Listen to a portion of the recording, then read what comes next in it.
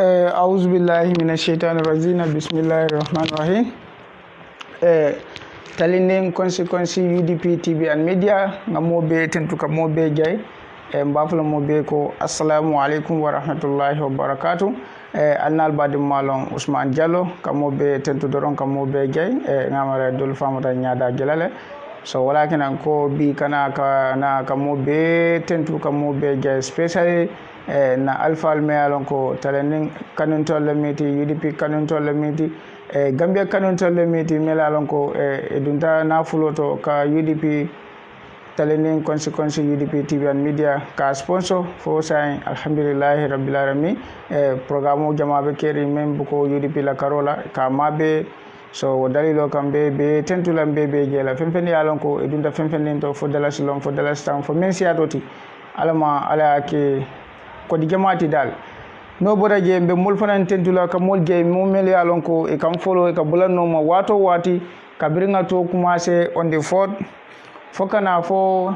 on the 21st ka dunnan kombo konon be mul fanan be tentula be mol be jeyla e melalon ko e kela wato tinya e ka credit ko jani na ko katare kumpoto e ka texo kenan albe mintole albe geñadile bebe tentula bebe jeyla kaytande ko United Democratic Party kabri to commencé on the 4th ngamre nga commencé esewle même bo ñomi kono nga buñani horomo men soto ñomi kono ba United Democratic Party tumirobe siari e ko fo ginno la ka fu UDP ma hani hadama dillam wallahi hadama dillam bari be ngalo ne ko kabri 2016 jang kabri United Democratic Party la alpha men keta loya Ousainou Kunda Daboti ya muta wato menna Adam Barrow UDP ya tombon tema man ka kela frag bereti tata ka wafi banko mol ma wato menna bar mo bealo nako nin tara sato to wota mo mel ka finti wato asiata sinen bulodi alfa kuma melalon ko kartolo bol be bulu wala ka finti wato e kam bendum walakinan adamo fana man na ke moti mealon ko campagne ken na alpha bato la menketa loya Ousainou Kunda Daboti Ousainou ente wulu politiko kono Ousainou ente kiten Ousainou ya soro itala londo o sifal because wato nenni adamo tata sato dolto aka ke jakal koti bake molkam mol nyininka nyimu musolti bon fodun kewle mati so afana ina je ko nimbe politiko kala ngaje ko membe mako la politiko kono mbafala ko Ousainou Dabole ente wulu politiko kono Ousainou ente kiten UDP len tambinde UDP len kiten so dalilo kam kabri United Democratic Party la to commencer menketa on the 40 nyomi kono nga buñani horomo men soto nyomi kono asembo wata bakere bari alfa kuma balle bendu je molko ha antel nga molle kafu nyoma jangi bondi jan nitata hani ndella to kono kabrimbe bola jam private dorone bulatantel noma no leta tantel nin gele manta nin fe manta foni dara regional mento bari politiko ka tama wanyala ni dara regional to regional nyina chairman wala la campaign manager wala la coordinator wala la chairman ni ya compin tomal fo wol sike molleti melalon ko yendandan satol dolto etella lonko jumalle mi la place tiotige jumale marta mollaje e ka understand so a bonyale kabin tata nyomi kono la place tiole kan samba sato dolto maybe sato dolto wol fanansi dum moto kilim moto fulato fo jandi be regiono nyim banna United Democratic Party la toke wonyale kay tande mo la ko jinnol buka kafu moma hadama dillamu anni mol mon bonan kombo jang na manke mo dantanel latintel media security anina party o nyaton kol bari benga kala mutako place tiol men faalon ko be KMC kata West Coast e manson wol dole bula mol no ko wole jando ku welcome lu walakin andi wol tuta jam so ngata ma wonyale fo nga nyomi be ke nga nyomi ma kabrin dundaram badi bukono lumenan ko badi bungol ko ha nyomi kol man fenke badi bungole bunya ba ke mollage kabrin dunda badi bukono especially no kunda sato kono so kuta mol ma nyaaw nya badi ka hada badi ngele ko kum sa tumbo ma bunyani horomo men soto wolum asembo wata siata sinen buloti badi bungol fana alhamdulillah rabbil alamin kabringa badi bu fana bang kadun siara not kono siara not ngol ko badi bungole ko atel fana man fenke siara not bari mo be nyaagele ni tara Facebook to YouTube ibagele je siara not ngol fana ni suwole mul bendu hadama di men benta kawur sato kono wolu asiata sinen buloti nga bunya ba soto je ela chairman ba men keda doroti na fana yaita shara not kono fo nga shara not banta mo mena afana ta a hand over URR kol bulu menketa ila alpha bati menketa mandina alfati amad kora basen kol fana ku ke wolu wo mu gambia la estrileti anene man soto gambia la estri kono man sa kew me alon ka be sira bota tundo menna ye bendundiro ki je bendundiro me alon ka ke bendundo nyontanati bare jande ngatage amad kora yin fo ko ako nimbitage sutola man jere ngatage so dalilo kan kabirin futata je wularo nga bendundiro targe bendundiro me alon ko aynya fa bat hada madin siyata sinin buloti wolon te fanga bata men ga siyata sinin buloti because of fente fo hada madin takin nin ku kotal men ketage siyata sinin buloti nga bunya sodoge fo kabirin nga basema nga wulima nga sanduma nin tara dawda ka fo ko janne mo siyata kabirin ngo bang be dunka not bank fana kono lumena badibu ko saro jara kono amo mo kumpa bari kabirin be junna jara kono pakal balo mba fo pakalini so jarol be dami hadamadin fada jele tep woluno tonya jaran ko la etandile ko ntende na buka fali motendel falindila ntel nga UDP leje fo jaran ka musudo bi gen tanga nyinen ka ja ko etellebe bawu sen nomne la manjari nyen tundu ko dol ya anomne etellebe kala molti melalon ko etel musol melalon ko e bota jara satol to etellebe bawu sen nomne la telefona ba sambala state house ngabara nim political party o soto jang etebe ala tentula bakela kabirin nga jarama kabirin dunta bad kiyan kono kabirin be duna kiyan kono kayaf Allahu akbar kiyan kol buka fale an kiyan kol tonya mulka kiyan kol tonya ne kamo ko kiyan kol man kese kiyan kol kese tande kiyan kol ya lon ne ko president baro ya fan siso kon menna ko atele kuran samba kiyan atele kuran kitain atele kiyan kol ma ko nyinto kiyan kol ya lon ne ko etel kan namo menjo ka tax menjo o tax ni wala murte ka bar adama ko le foko ntelenga kiyan sam ntelenga kuran samba jana keneba ntelenga kuran samba kuinara ntelenga kuyan samba minto ni sate jamal leto so aka fan siso kon wala ba kiyan kol diam da gele kay tandi ko nin kumu etel fana mu banku din leti al fana taxpayer leti ka tax lejo so kiyan kol la hakole minti ko ye kuran soto kiyan kol la hakole minti ko ye siran soto tonya wala kena na kanyelen do e denkilo laje kabira ko ayo jannon kiyanti falmon bere wulenje wallahi fonya jobotanna kabira ko ayo jannon kiyanti falmon bere wulenje bala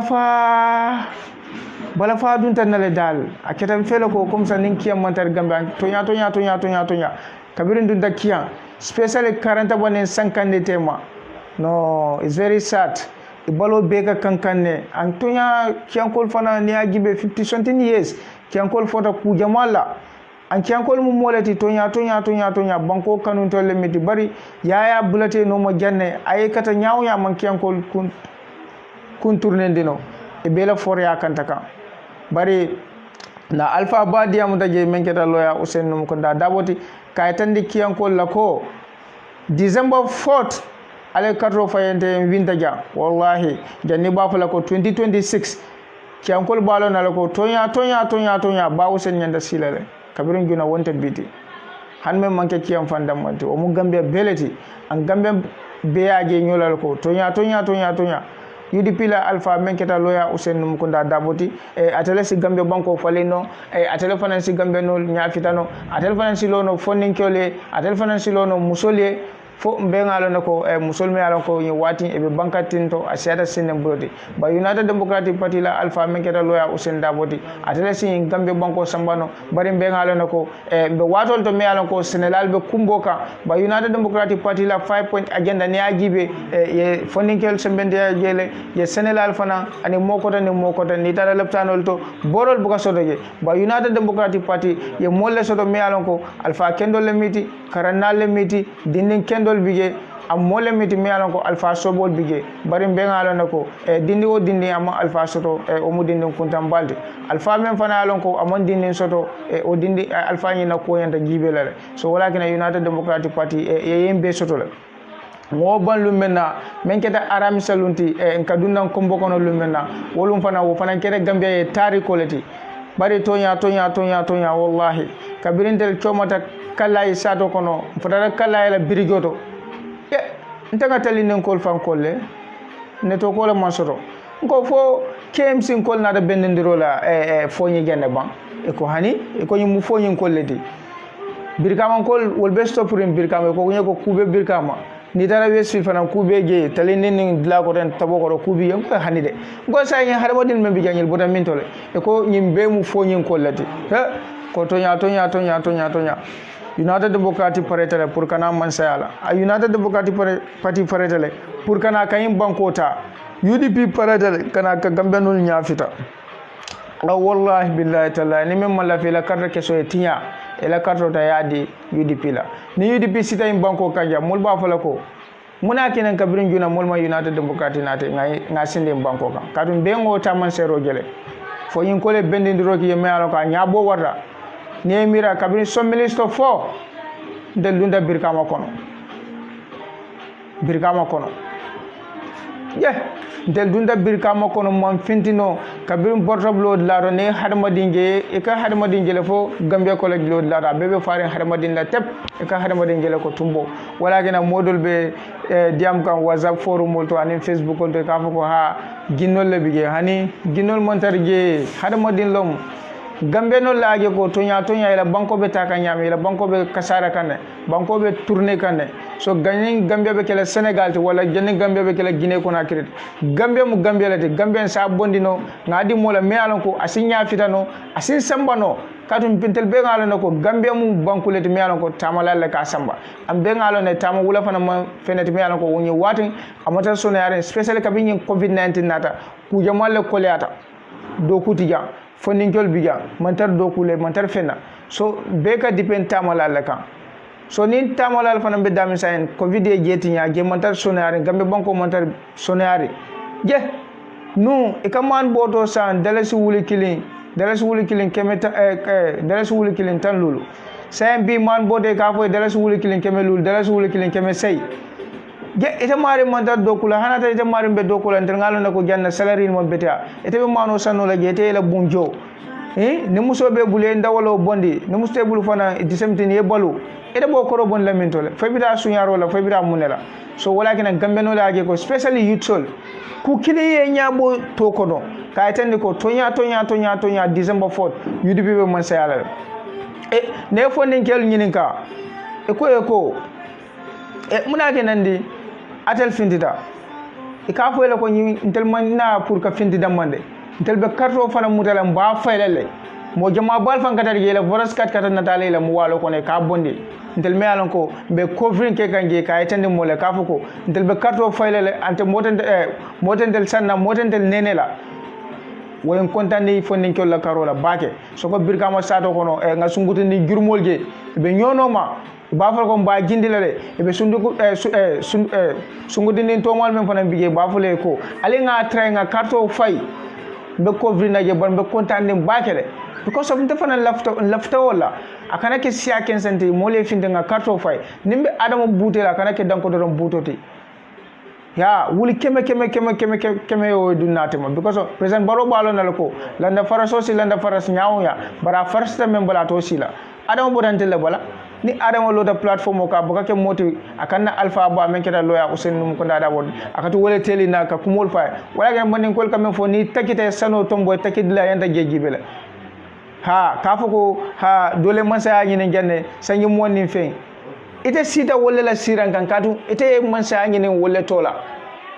ye mansa nyine wolle tola ita da sato to e kafuko usenne de wulu usenne kite ita ra nyane banko ko jammi yale tite boda janne katu usenda wo boda nyim banko le kan jang fo manke ntel bele bije so ni te manke o mare mo kendo ti mayna kala e fisi wolle tide wona nyon jaman ka understand so walakin United Democratic Party la fasaral kanuntel foninkol kata fo musol mamari e be ajelo ko tonya adama la fatuluna en banko la fakasara bari mole mati me alon ko ni nabe kaciala menna isalon ko ameta nyaawo nya abafolale bara afo ko 2017 sidingele tombo njada muda asamba state house ka fay ko usenda bo wol kita ye bay afolen benga moy barake tumiroti ko ha nyaage adama Usain Dabo wol bay Usain Dabo la fa adama la masakunda tinya la fa kala de basa même mu toñati a fotale bar wallahi inna allaha ma sabiru ala ni sabaralam ameta nyaawya fo fenfendi yalon ko bari benga jele melalon ko be Usain Dabo nenke ba tumi ka be kuma kan jawo foka albe kitote ka no wolte malay say ngajibe ala buka lakra batum bakede aka kitote duniya jenne albe kitote ka ni jamale tema bani alpha wallahi mo momoni tonye akeda moye mo kendoti e ko be fisi wala yama alpha ni fisi wala yate bari benga jele ko United Democratic Party katala balemiti milalon ko e la fayin gambe banko bondila so ni men ko be hasidi ala e be konanta be nafiki yakela wallahi ala be kito tele ni marite male e ka understand bari kabrintel dundanan kombo kano jandu mena akeda gambe stirile akeda gambe tariko leti ba Usain man fuda ya fo talannane anene mon soro yim banko kanja molbe fari mono kay be lori mo bebe ba Usain batunka ka ko mero muna ganal man se fo nya saje gambele istiri kono ja e man se ke jumale batunja kalon mano kan fo suto talan fula talan sama fo talannane anene mon soto fente fo hada madina siya hay alinga tra ni mo lafi na karto e tinya na gambe banko kana kasara akana tourner alinga tra nga karto di ba Usain wallahi alfa kende balati alfa le fana mati me alon ko sabata alfa le fana mati me alon ko ayin gambe banko je ni atara may gambe banko je no wallahi somu bi abetara dogo ke kam president Barrow koto kadum president Barrow man sulo wala me alon ko national interest me alon ko banko la interest so hani yati la agenda ta bayrak ya support rek the people like Sidi Jawol Sifal Mambre Jawol wol dol man ko el fat fanka dogo ke president Barrow la masakunda koto wol man ko fat ba president Barrow man sula wala de me alon ko bata fasala ala sangilul côté me alon ko mbole bayndi kante ata be winno ka nyame ata interest wala amon gambe bankol sula ni ko e ka fako wol bank dunya la be kulare dunya la be tay o ñom fani ala be kere mola bagasul bebe serri ni ko liabe kere antel ngala ko yanyi banko mon tata kan kunje ni banko mon sona balu ko ni ku côté naaye molbe wurante fambe sila jam kono le be fari sani bol woni mon sona adiamo be sialal de wala nan ko alinga try intel special intel youthful me alon ko intel musama la alfalti ngandin la sama dada wol fanan din la sama si dada ro nyaadi alinga try nga bla United Democratic Party noma wallahi alfal men bije bi ni duwata bawu sene ko almay sangi tan say wala sangi keme balu ibadan ka kan banne sangi keme duwante be kontaan na la ka dunta mu yon boy lati ka understand so wol bentele la sama e ka understand ali nga try nga bra United Democratic Party no UDP le parti wol mi ala ka be ngambe banko bondila an wallahi fen ni yalon koy manna ka jon UDP ete be nimi so sotola e be nimi salal katu han mo ma fo ete fam be nimi salal December 4 e ko UDP le winta wata ite man katro fa UDP ete afa parti kotene ete be nimi salal katu ni ngambe banko be tara dilaro mi alon ko ndel bebe la firin wala e be tara nte fo malo munaki na man katro di UDP la